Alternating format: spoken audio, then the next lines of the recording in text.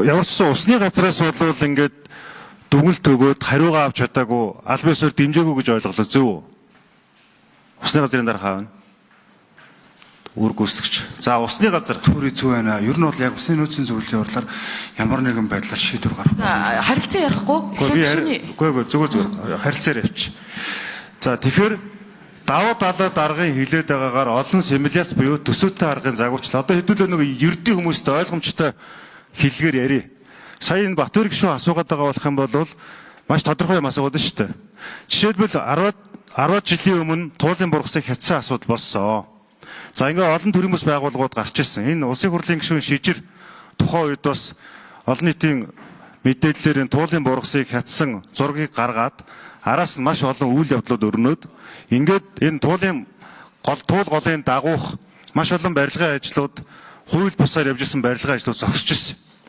За тухайн үед бол мод судлаач, дендрологчд буюу байгаль орчны үнэлгээ хийдэг хүмүүс төрийн бас байгууллагууд туул гол ойролцоогоор өдөрт 300 гаруй сая литр усыг Улаанбаатарчуудад өгж гинэ.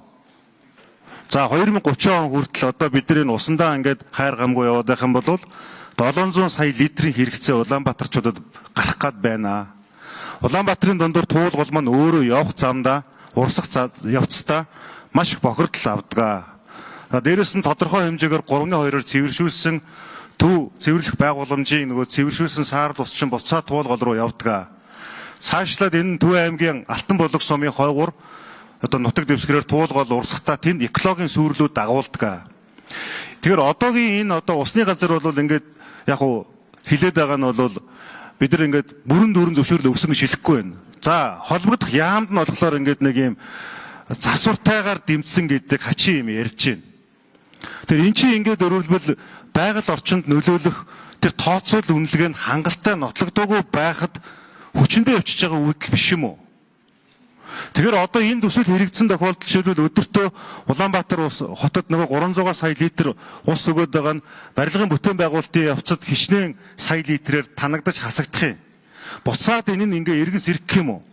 Монгол улсын нутаг дэвсгэртээр мод судлаач, дендрологчдын хэлж байгаагаар нь 37-8 төрлийн бургас ургадаг. Гэтэ яг энэ туулын хөвөөгөр ургаад байгаа бургас нь бол яг энэ экосистемд тохирсон зүйл гэж үздэг байна.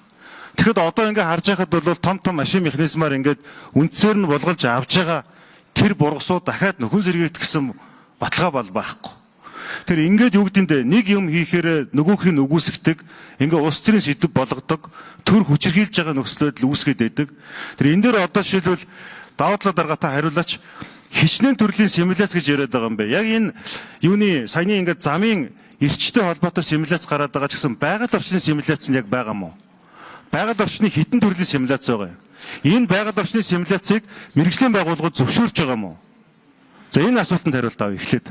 Эрдэнэт гишүүний асуултанд хариулъя. Яцэг даргын 1-р оруулагч даваадлаа. За байгаль орчны нарийжсан үнэлгээ ингээд батлагдсан. Энэ дээр ус, хөрс, амтан, ургамал, мод, усан дээр нөлөөлөх үнэлгээнүүд бол бүгд батлагдаад игээ гарсан.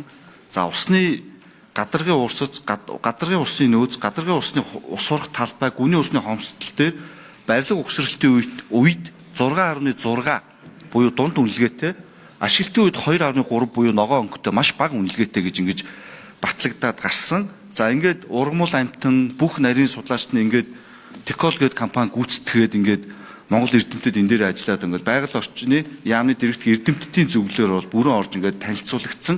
За агаарын чанарт үзүүлэх нөлөө, газаргын гадаргад хөрсний бүрхөвч усан орчинд ургамлын нөмрөгт үзүүлэх сөрөг нөлөө, амтны амьд үзүүлэх нөлөө, нийгмийн нөлөөлөл, асфальтын заавууд гэх. Тэгээ энд барилга угсралтын үед хэрхэн нөлөөлөх юм? Ашиглалтын үед хэрхэн нөлөөлөх юм буюу ашиглалтын орчин. За нийт дүгнэлтээр нь авч үзэх юм бол барилга угсралтын үед бол дунд зэргийн нөлөөтэй юм байна. Ашиглалтын үед бол маш бага нөлөөтэй юм байна гэж гарсан. Ингээд түрүүний байгаль орчны яамнаас танилцуулагдсанаар за байгаль орчинд төсөл хэрэгжүүлж явах үед хэрэгжүүлэлтийн цаашаа үед ямар хэмжээний нөхөн сэргээлт байгаль орчны менежментийг хийж явах юм бэ гэдэг дээр за техникийн нөхөн сэргээлтэн дээр 604 сая төгрөг, за биологийн нөхөн сэргээлтнэр 907 сая төгрөг, нийт 1.5 их найдын төгрөг, дээрээс нь ингээд зөвлөмжүүдтэй бол ингээд батлагдаад явсан. Үүнийхэн дагуу бид нар барилга угсралт наривцсан зургийн үед бол зөвлөмжүүдэд дагаад байгаль орчны менежментийн төлөвлөгөөг бол хэрэгжүүлээд явна. За Улаанбаатар хотын жилд 66 сая метр куб ус хэрглэж байгаа. Улаанбаатар хотын төв усуугийн удирдах газраас төвийн систем. За гэр орооллын ус болон ТЭЦ-ийн гүний усыг тооцоол Улаанбаатар хот жилдээ 110 сая метр куб усыг хэргэлдэг. Улаанбаатар хотын нэг хоногийн дундаж усны хэрэглээ 183 мянган метр куб усыг Улаанбаатар хот төвийн системээр усуугаас бол хангаж байгаа. За одоо энэ жилийн 5 сард био шувууны шинэ их үүсвэр бол ашиглалтанд орно. Энэ мягны сорилтын сангаас 2000 оноос хойш ирсэн төсөл байж байгаа. Энийг орснороо дахиад шинээр 130 мянган метр куб буюу Улаанбаатар хотын одоогийн хэрэгжилж байгаа 60% ачааллыг Улаанбаатар хотын төвийн систем болон баруун унтны систем рүү шилжүүлэх боломжтойгоор шинэ унтны их усрын систем одоо 5 сард бас ашиглалтанд орохыг бол дуулахад таатай нь. Улаанбаатар хотод нийт одоо 218 төвийн системд орол гүний худаг байна. Үүнээс ажиллаж байгаа 137 бэлэн байдал бэлтгэлээр нөөц нь байгаа нь бол 81 худаг. За нийт 7 их усрөөс Улаанбаатар хотны унтны их усрөө ус хангагдж байгаа. Үүний төвийн их усрөөс жилд 28 сая 602 738 метр куб буюу 42.6% нь үндэсний цэцэрлэг төрөлнгийн 250-аас 300 га дээр байж байгаа. 88 одоо нийт худгаас бол хангагдж байна гэж бол дүгнээд байж байгаа. За мөн Улаанбаатар хотын саяны мянганы сорилтын сан бол Улаанбаатар хотын 2060-80 он хүртэл усны судалгаануудыг хийсэн байдаг. Үүний мянганы сорилтын сангийн сүүлийн дүгнэлтээр бол Улаанбаатар хот 2040 оноос эхлүүлээд гадар унтны усаар дутагдах магадлалтай гэж дүгнсэн. Үүнтэй холбогдуулаад туул усан зохицолбор төслийг бол тэзүү гүйцэтгэж өнөөдрийн байдлаар бол 90%-тэй бол гүйцэтгэж байж байгаа. За баярлалаа. Эрдэнэ гишүүн тодорхой. За. Тодорлохын 1 минут өгч. За хэдэн жилийн өмнө 2050 алсын хараа гэд батлаад тухайн үед бөөн сүрд үйлэнтэйгээр 1200 эрдэмтэн үүнд оролцлоо гэж одоо юм PR явж ирсэн. Монгол улсад одоо бүсчсэн хөгжлийн үйлс баримт бүгд нийлээд 11 бодлогын бичиг баримт явж байгаа. Яг бодит байдал дээр энэ бодлогын бичиг баримтууд нь хоорондоо маш олон янзаар зөрчилддөг. Нэг дарга, нэг засгийн газар унахаар дагаад тэр зүйлүүд нь ингээд алга болчдөг. Одоо ингээд бүсчсэн хөгжил 1 жил өвчтөөр л одоо баахгүй. Одоо энэ төсвөн ч гэсэн тэгж явахаа болчихсон байгаа байхгүй юу? Тэр нэг юм мордхын хазгай гэдэг шиг баах юмнууд явдаг. За сая та хэлээд байна шүү дээ. Айгүй олон эрдэмтэд оролцсон судлаачид үнэлт өгөлт өгсөн гэд байна. Гэтэл энэ олон нийт чи яагаад мэдээлэл байгаа. Тэгээ энэ улс төрчид юм уу албан тушаалтнууд л ингээд одоо тооцоо судалгаа байна л гэж яриад байгаа болохоос биш бодиттой энэ тооцоо судалгаа гаргалцсан эрдэмтэд нь хичнээн хүн байгаа. Ус судлаач хэдэн хүн байгаа. Яг энэ одоо таны саяны хэлээд байгаа үнэлгээнүүдээр гаргасан ямар хүмүүс байгаа. Тэр хүмүүсээ бас гарч ирээ тэд нар ингээд энэ мэрэгжлийн мэдээллүүдэд өгмөр шүү дээ. Тэгэхгүй болохоор одоо ингээд нөгөө аглуугийн нөгөө хошин жогдоор гардаг штеп байгаа штеп гэдэг нэг баахан бичиг гаргаж ирдэг шиг бидний үзээгүй хараагүй сайн мэдэхгүй олон нийтэд нээлттэй биш нь тодорхойгүй баахан ямиг л зэрэгцээ гаргаад ирдэг. Гэтэл одоо ингээд бодит байдал дээр эн чинь иргэд мдээгүй байна. Олон нийт энэ мэдих хэрэгээ идлээгүй шүү дээ. Сая одоо ингээд маш олон хилцүүлэг болсон гэдэг байгаа ч хаагур тэр хилцүүлэг нь явсан. Тэр хичнээн эрдэмтдийн нэр барихгүй яг ийм салбар дээр хэдэн эрдэмтэн судлаачд ингэж оролцоод ийм дүгнэлтүүд гаргасан гэдгийг авмаар байна. Сая таа зүгээр компани нэрийг хэлж байгаа. Тэгэхээр яг энд компани чинь цаана гэрээд хичнээн эрдэмтэн судлаачтай байгаа. Тэдний царайг хармаар байна. За даваад л дараагийн цагийг өгье. За маш тодорхой асуулт асуулаа. Яг тодорхой хүмүүсийн эрдэмтэн судлаачдын нэрс. За Эрдэнэ бол гишүүний асуултанд хариуллаа. Цагтаагаар нэг дөрвөлж давдлаа. За туулын яг Улаанбаатар хотын унтны усны нөөцийн талаар бол маш олон бичиг баримт байгаа. За би энийг бол бүгдийг өөрөө дурдхан мэдэх боломжгүй байгаа. Сүүлийн байгаль орчныг наривдсан үнэлэг туулын урдны замтай оюутнууд бол Декол компани гүйцэтгсэн.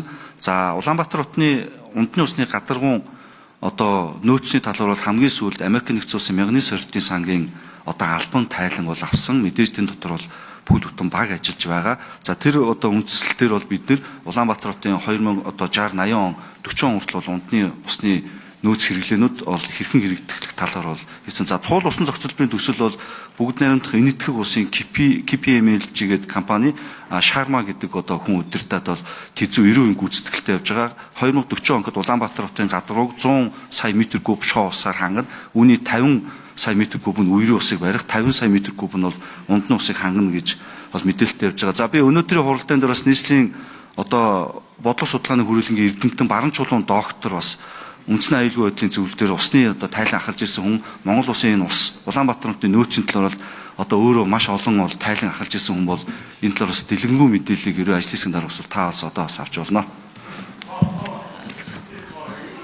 За цаг. За энэ дээр бол яг айгүй олон судалгаа байгаа. Яг та тухайлчлаад энэ судалгаа ийм гэвэл бол би баримжаалж болно. Тэгэхээр одоо бол энэ үе шаттай байсан тоон дээр бол тоо хэлэх боломжгүй байна. За энэ дээр бас нэг тодруулагнаад наривчлсан байгаль орчны үнэлгээ чинь олон нийтэд нээлттэй байдлаар хаа нэгэн газар тавигдсан байгаа юу?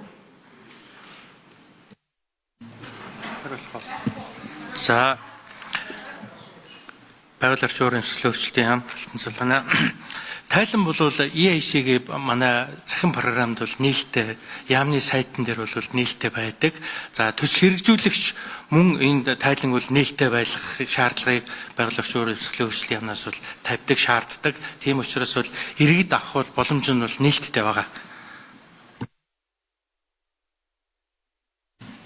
Манай байгаль орчин урамшилсан өөрчлөлтийн яамны сайтнд байгаа. За энэ холбогдох бас хаяг мэдээллүүдийг нягтлаад тэгээд бүлгийнхаа пэйж дээр бас холбогд мэдээллүүдийг иргэдэд хүргэж ажиллахыг хүсье. Яг энэ хэлцүүлгийн явцад дурддаггүй учраас зориуд асуух гээд байгаа юм. Энэ 2566 баган маань замын өргөн дээр бол 6-аараа игнээд ингээд 30 км явах гэдэг шүү дээ. Сая Батбаяр дарга хэлэхдээ бол 7-оос 8 м биш 40-50 м доошоогоо гүнзгий орвол яах вэ?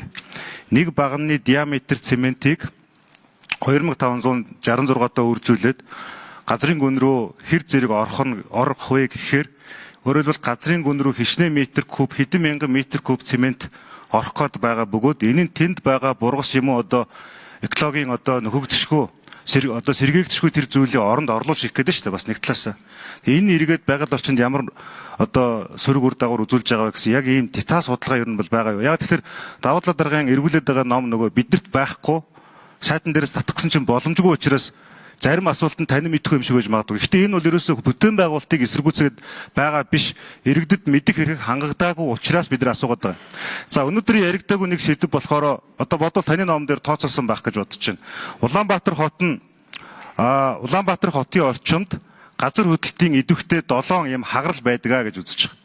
2010-11 оны үед тухайн үед үндсэн аюулгүй байдлын зөвлөлөөс энэ газар хөдлөлтийн асуудлаар нэлээд томоохон хилцүүлэг хийгээд тухайн үед иргэний танхимд одоо нэлээд том үйл явдал болж ирсэн.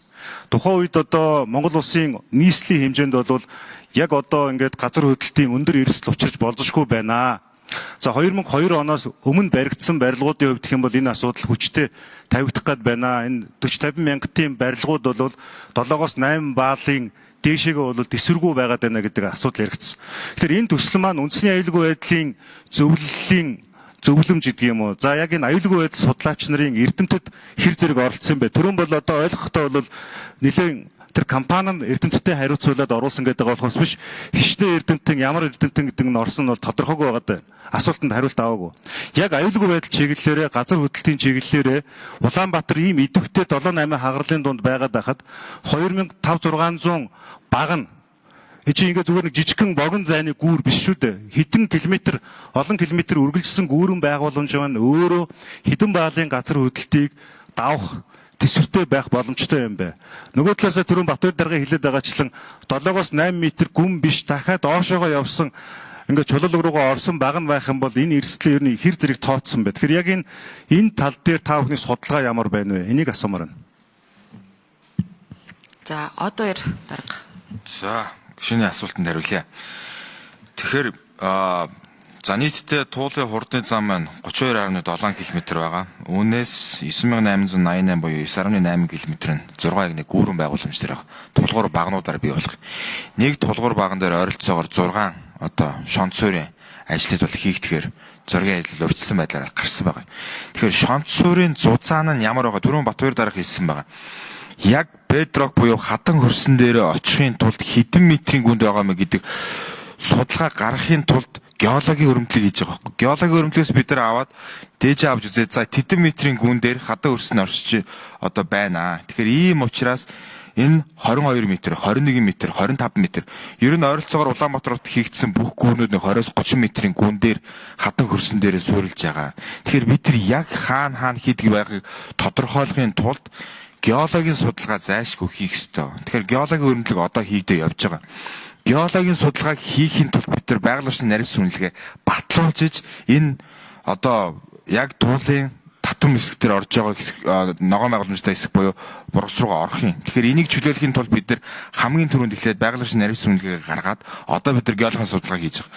Геологийн судалгаан дээр үндэслээд нийтээ шонц суурийн зузаан нь одоо яг гүн нь хэдэн метрийн гүн суух вэ гэдэг тооцоол гарсны дараа бид бүхэн усны газар дээр очиод дүгнэлтээ гаргуулж таарж байгаа. Дүгнэлтээ гаргуулгаад энэ дээр хэр нөлөөтэй вэ?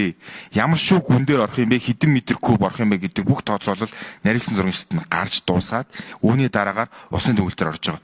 Тэгэхээр 7.2 км буюу яг өнөөдөр 32 км-с 7.2 км гүүрэн байгууламж буюу голынхон яг татам руугаа орцсон байгаа хэсэг нь 7.2 дээр үлдсэн байрсан далангаар буюу далангийнхаа хойгуур явж байгаа. Судалгааны ажлуудаа бэлтгэл ажлынхаа хүрээнд урьдчилаад хийдгүү мүү?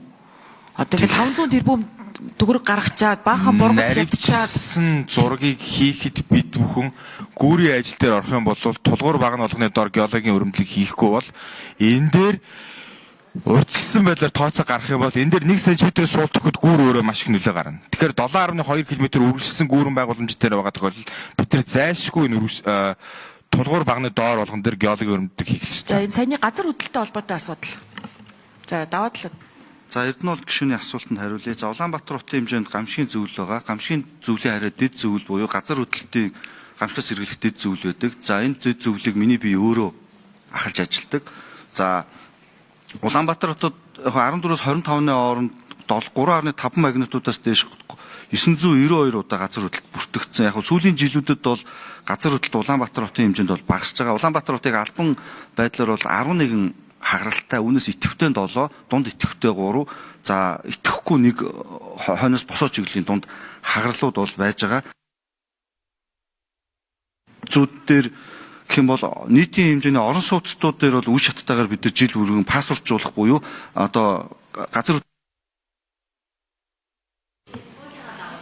бусад дэд үтцүүд дээр хийж байгаа үнэлгээ байхгүй, харин их тайвны гүүрэн дээр бид нар өнгөрсөн жил үнэлгээ илгэсэн. За туулын зам дээр бол газар хөдлөлтийн хэмжээнд бид нар яг тооцооны одоо зурагчлалын хэмжээнд бол газар хөдлөлтийн 7 магнитууд тий тэсвэртэй 8 балын тэнсвэртэй бол хийгээд тэр зурагчлалын одоо байгууллага бол өөрсдийн одоо норм дүрмийн дагуу тэгэл гүйцэтгээд явж байгаа гэсэн. За